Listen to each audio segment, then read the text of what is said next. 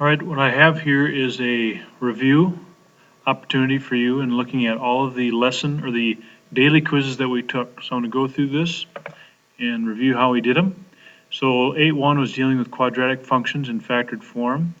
Use the zero product property. So knowing that it equals 0, we can say what would make this set of parentheses equal 0 or this equals 0. So in this particular case, the answer would be a -3. Because we plugged in -3, you'd get 0 times anything is 0, so that's considered a solution. Next one, it's again opposite of that, so here we have -1, but we have the 4 there, so we would have to divide by 4 to get the answer now. For example, I took the first one, and we get x equals -3. I just solved it. The other one, I would do the same way, subtract 1, but because of the 4x, I would divide by 4, and x would be -1/4 and -3. That's the longhand way of doing it, or you can just notice that it's the opposite of what's in there. Factor and solve. Well, this one we'll have to factor first. And if it's factorable, we can do this. And in our homework, we had factorable ones. Factors of -5, so 5 times 1. -5 means one of them would have to be negative.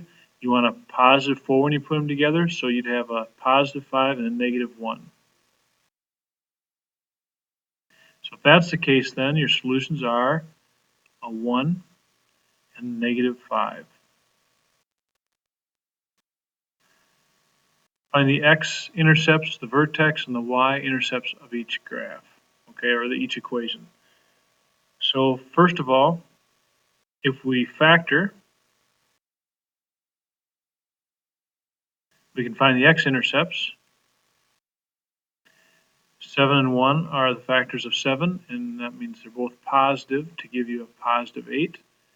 Again, so if I set that equal to 0, then our x-intercepts are -7 and a -1.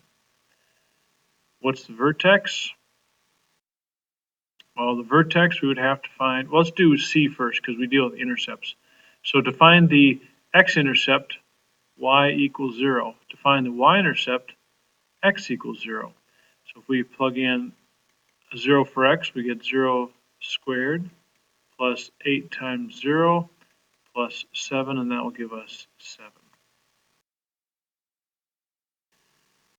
All right, vertex, we'd have to find our line of symmetry, which is x equals -b over 2a.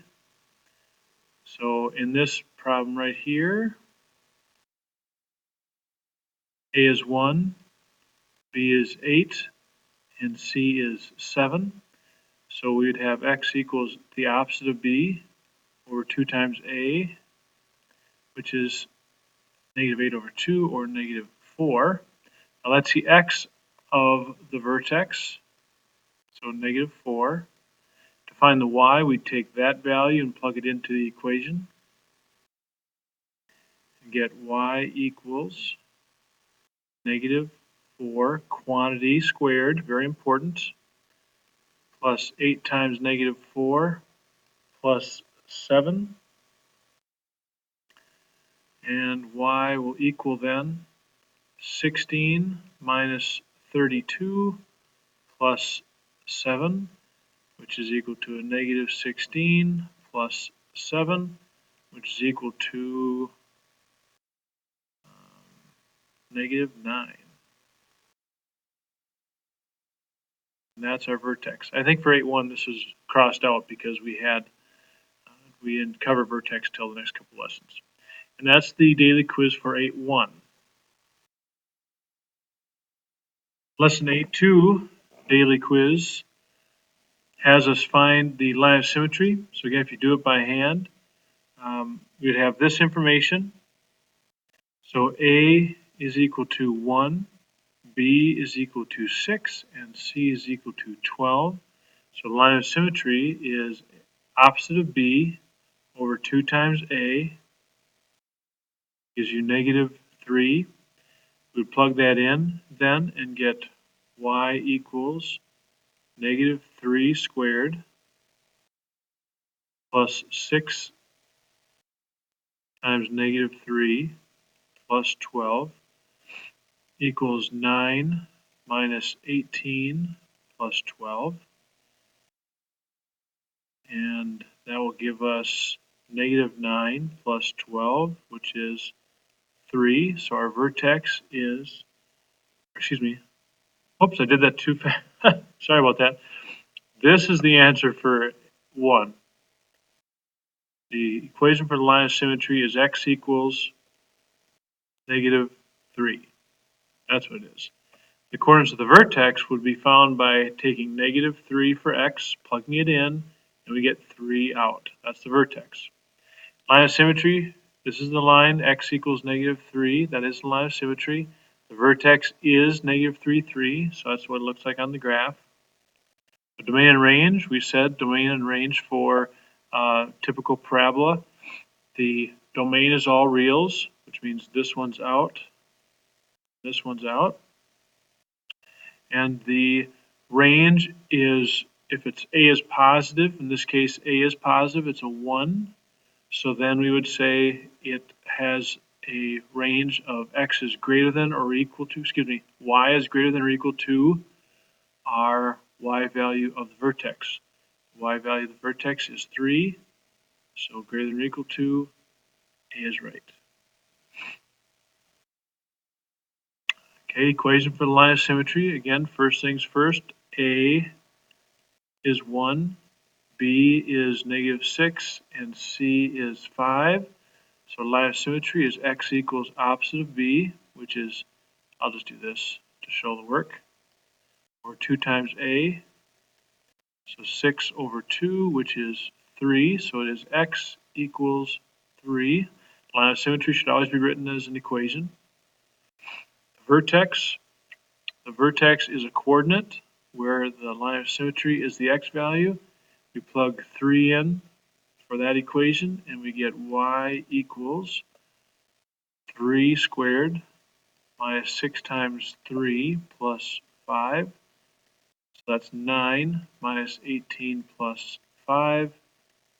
And therefore we get negative 9 plus 5 and negative 4.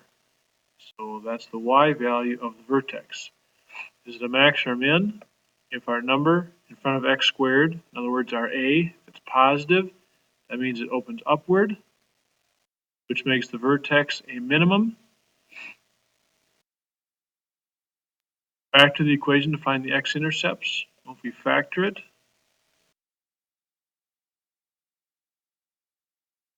we get x, factors of 5 are 5 and 1, and you have to have them add up to a negative 6, so they're both negative. So our solutions are 5 and 1. These are our x-intercepts, because I made y equal to 0 right here.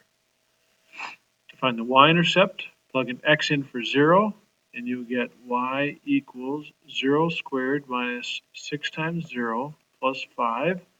In other words, y is 5. So this is our y-intercept. Extra credit would be to graph it. We have a line of symmetry, which is at x equals 3. Here's your line of symmetry. Your vertex is at 3, negative 4, right there. Your x-intercepts are 5 and 1. Your y-intercept is at 5. And that's going to be mirrored along the y of your line of symmetry also. So 1, 2, 3 to get to there. 3 to get to the other side. And this is your rough graph. This is the daily quiz for 8.2. This is daily quiz 8.3. So we're going to match each graph. And we talked about how the values can change an equation. So if we plug in,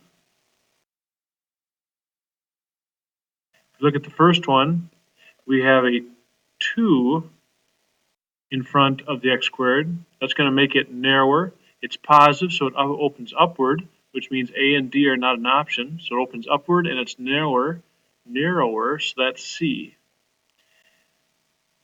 For 2, you have a negative 2 in front, which makes it narrow, but it opens downward, which means C and B are out of the question, so it has to open downward. So that would be D.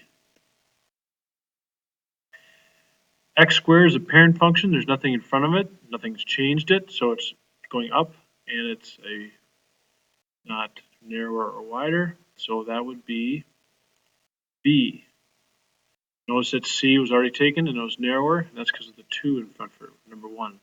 Number 4, you have a negative 1/2. Negative means it opens downward, which means it's A or D, and D's already been used, plus negative 1/2 makes it wider. So that's A. Vertex form, very nice to use. Vertex form means it tells you the vertex by looking at it very easily. We take the x value and it's going to be the opposite of what's in here, so it'd be positive 5, and the y value is as it's shown, positive 2.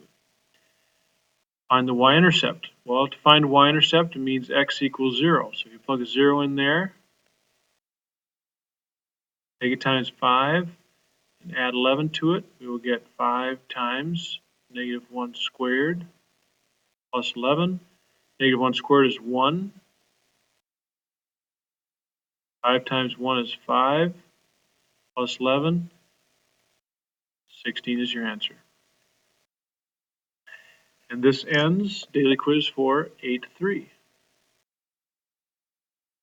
All right, this one's 8-4 daily quiz, which is to solve by taking square roots. So 1 we would solve by rooting, and we would get n equals, and the biggest part of this lesson is to know that it's plus or minus 9, because 9 squared is 81 and negative 9 squared is 81. Negative 9 in parentheses, that is. So next one, we would first have to isolate that square. Then we would square root. We get x equals, again, plus minus 2. Next question, again, isolate, so we have to subtract 2. And we get 5k squared equals 125. Then, again, we have to isolate it still, and there's a 5 being multiplied. So we have to take care of that also. And then that would be 125 divided by 5 is 25. Now we can root it, which means now we have k equal to a plus or minus 5.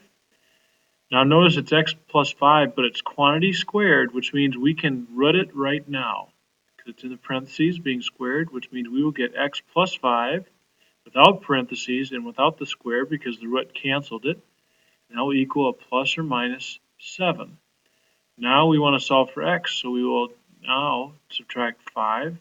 And that gives us, and I like to write it this way, negative 5 plus or minus 7, which means there's 2 possible answers. Negative 5 plus 7, which is 2, and then negative 5 minus 7, which is negative 12. So 2 answers there, just like there are 2 answers up here, but they're written in shorthand with plus minus. Next one, we will add 185. We have to isolate this square first, and this is the square, so we have to isolate that. We're going to add 185. We get 9 times x plus 18, quantity squared, equals 324. Divide by 9. We get x plus 18, quantity squared, equals 36. Now we can root it because the square is isolated. And again, the square and the power of 2, the square and the square root cancel each other out. So we get just x plus 18 equals a plus minus 6. Then we would subtract 18 to solve for x. And that gives us 2 possibilities. We have negative 18 plus or minus 6, which means we have negative 18 plus 6, which is negative 12. We have negative 18 minus 6, which is a negative 24. This is the daily quiz for lesson 8.4.